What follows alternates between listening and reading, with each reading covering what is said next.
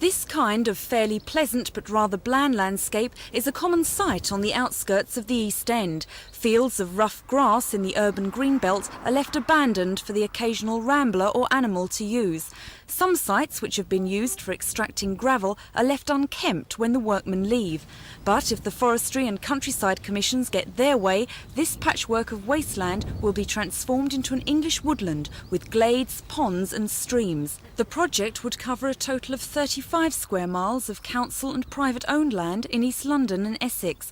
The Countryside Commission will be selling the idea by showing a success story in Amsterdam. In 1936, the first of millions of trees was planted in the Amsterdam Bos, in a scheme to reclaim over 5,000 acres of open land on the edge of the city. The aim was to create a major recreational forest for the people of Amsterdam, and it certainly worked.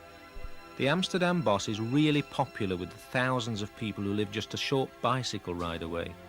And it's a perfect example of the kind of new landscape that we must create for people here in Britain.